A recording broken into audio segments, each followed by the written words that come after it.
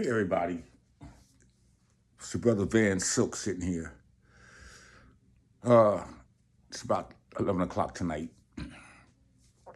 Listen, I had my chemotherapy today. I got my bag here, got all the medication here till Friday. But I want to have a conversation with everybody from our first generation.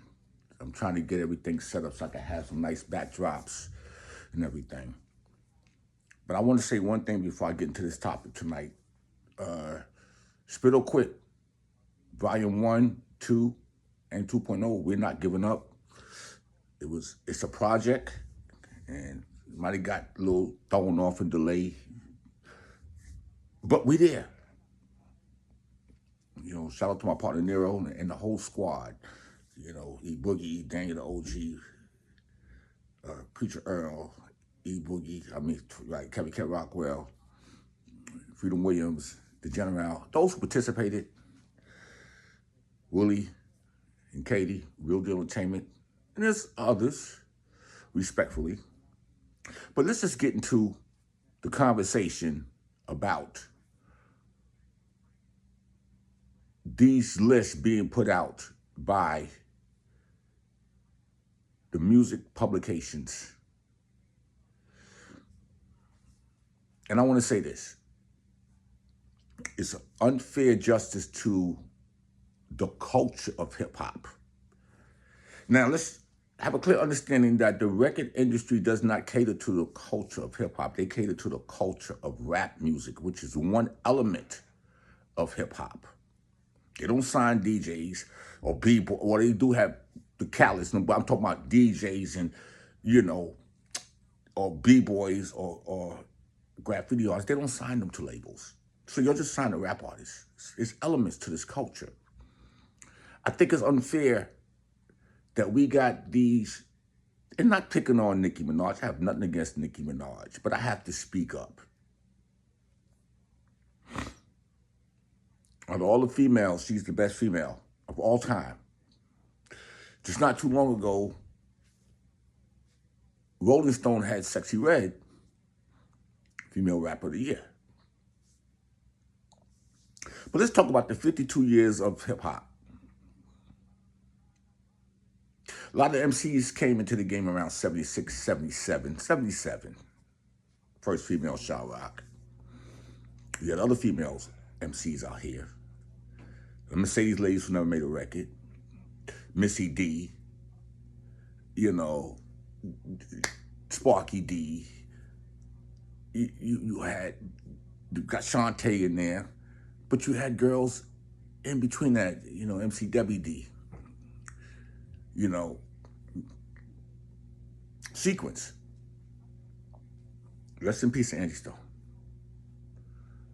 And you had other girl group like Vanessa, along the way, Vanessa Sequence and Antoinette and, Silk Times Leather and all these other groups, JJ Fad and all these other groups of females, Mia X and Dark Conscious Daughters. I'm just giving your names. But when you do a list, and a lot of these females are not mentioned, Lisa Lee and Shah Rock, who pioneered this. Little Lee, who's no longer here. Pebbly Pool, Mastodon, and the Deaf Committee. It's wrong. It's wrong for the historical knowledge. It's wrong for the respectability. And it's wrong because either you don't care or you don't have anybody inside your combines or concubine that have any knowledge about that.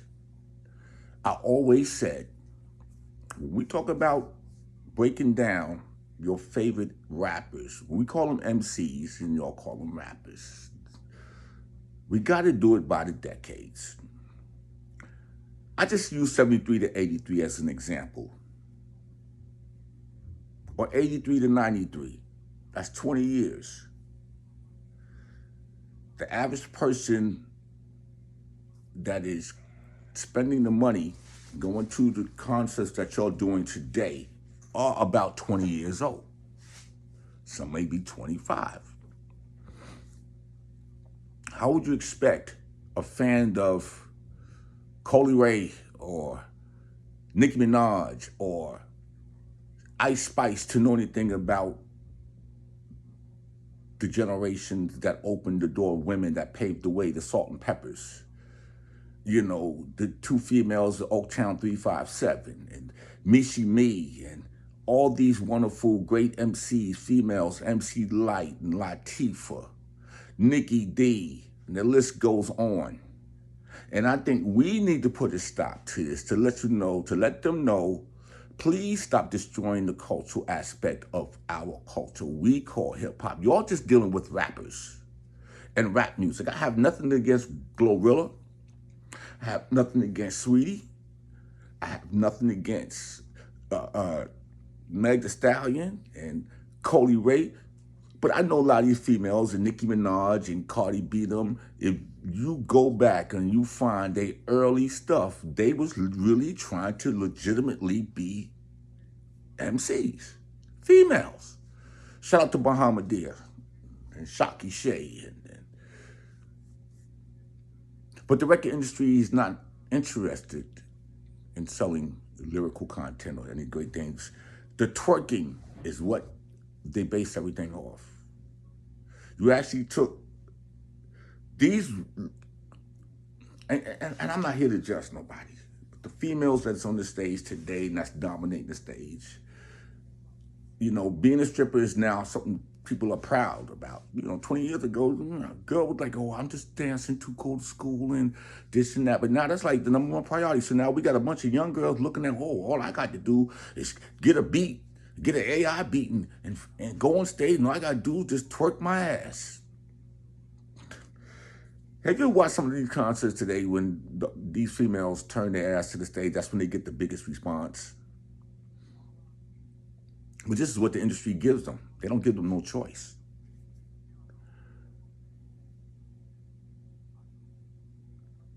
And Salt and Pepper made those songs, What a Man, and they was being a little sexy. People was mad. MC Light, they got to get a roughneck. You know, SWV, even though they're not rappers, but they crossed that borderline. They had it hard. The early females didn't even curse. They couldn't get on stage and shake their ass and have on see-through clothes and all that. No, all this stuff started in 2000. Social media, we planned it. You know, I listened to Coley Ray's album, and I thought she had a pretty good album where she covered Halls and Oak songs and all that. And these guys online, oh, that song is whack, it's garbage. And, you know, LL took Sweetie and put Sweetie on his album, on his record, a song, and they just didn't understand the generational connection. But we cannot let the music industry publications and these websites dictate our culture. They wasn't there. So why don't you get somebody, and I'm putting together a committee of those who should be. Listen, we can cover the first 25 years of MCs and this. You can't go and ask Quando Rondo or ask Young Thug or these young rappers, well, can you tell me anything about Melly Mel or Grandmaster Caz or Kumo? They don't know. And I'm tired. I'm really tired of having people speak for what we done but you wasn't there. Some are historians and some still have to learn. But the reason why they don't want to talk to those who was there, because they don't have enough social media following on Instagram and this and that. But it's up to y'all to introduce, as much as we try,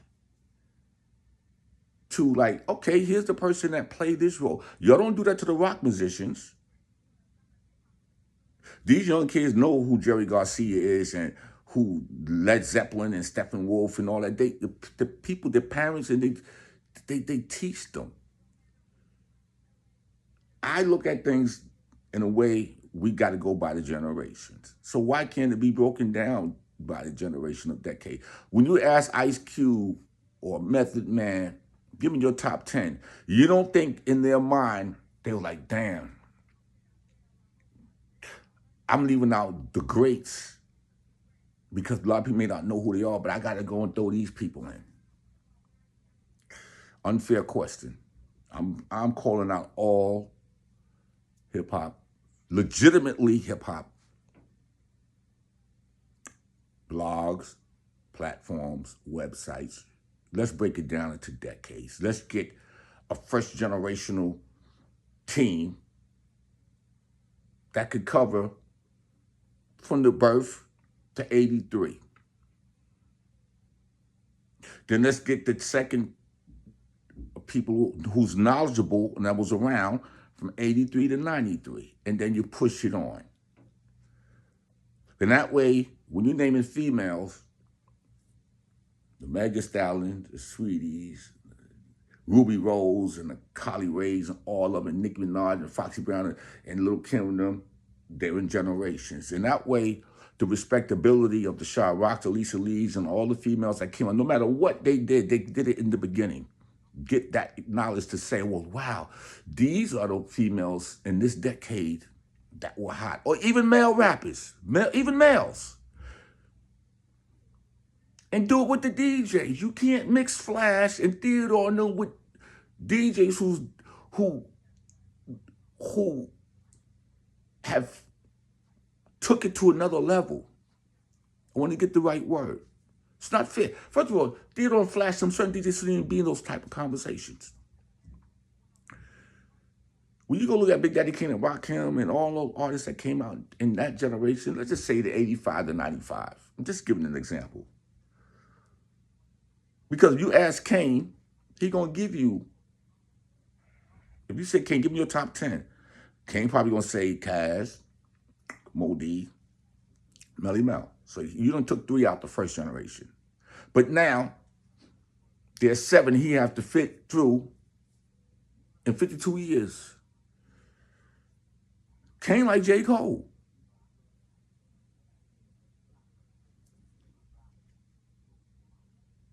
So you can say, Kane, what decades do you want to give me your top 10? 73, 83, 83 to 93. And you ask these artists decade-wise. Even with hip-hop groups. You got Public Enemy. I say groups. Duos are not groups. You got Wu-Tang. You have Grandmaster Flash and Furious 5, Funky 4, Sugar Hill Gang.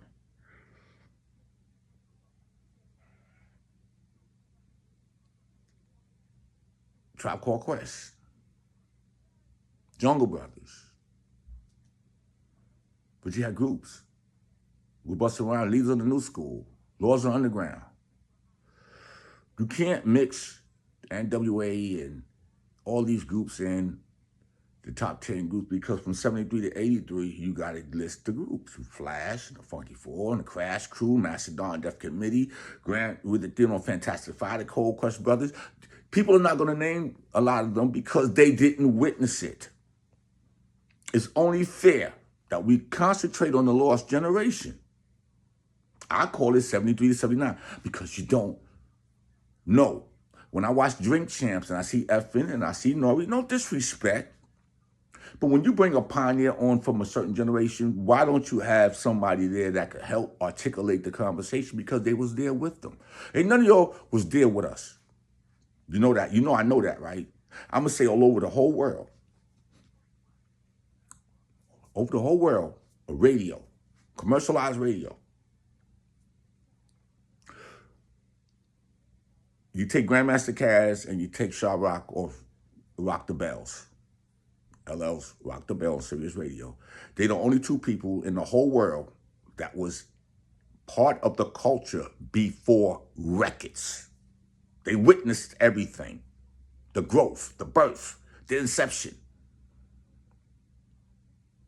The BS contracts, no video, no publicity. They witnessed that. Now you take DJ Red Alert, who's been on the radio for 40 years. He don't really do a lot of talking. He will be the first DJ that's been on the radio longer than anybody playing hip hop or whatever. Red Alert.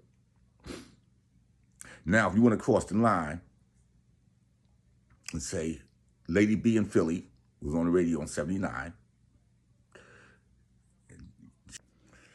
Lady B also helped that. But I want to make this real short. No disrespect to Billboard. That's the opinion of the staff. But I wish Billboard and Vibe and Source, bringing somebody, when we start talking, breaking down the top 10 rappers and MCs and that.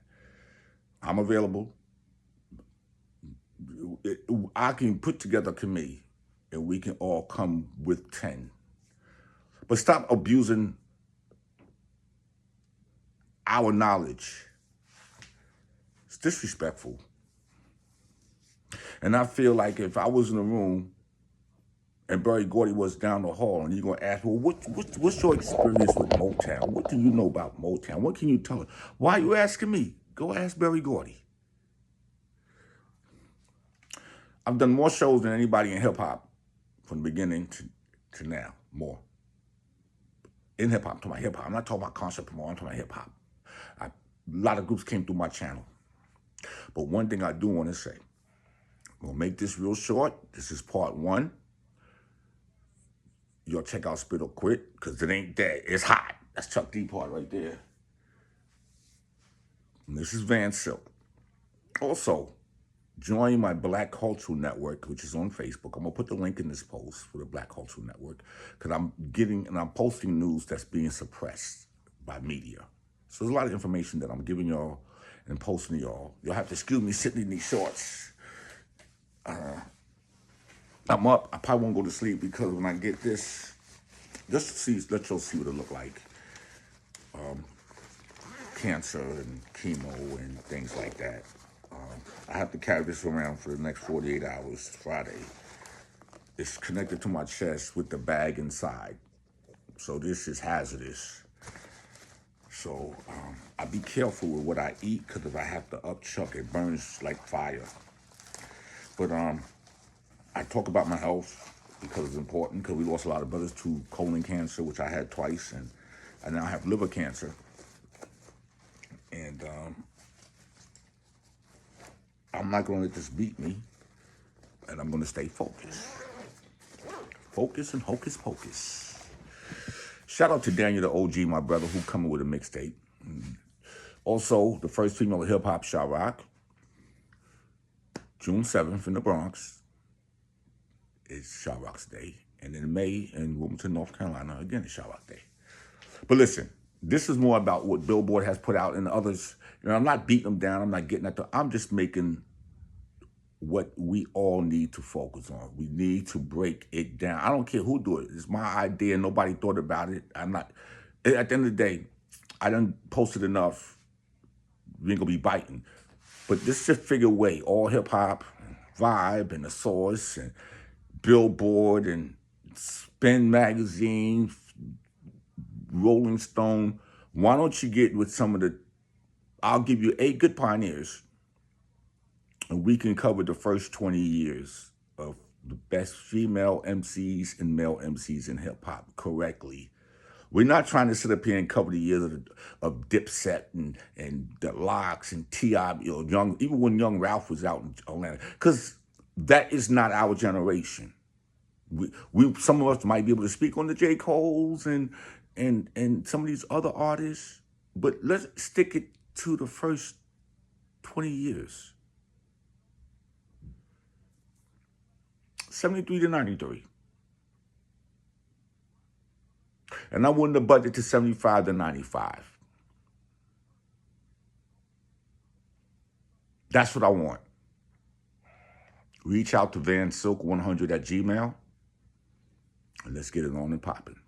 Spit or quit. We ain't gonna die. We gonna multiply. Watch. I'm out, y'all.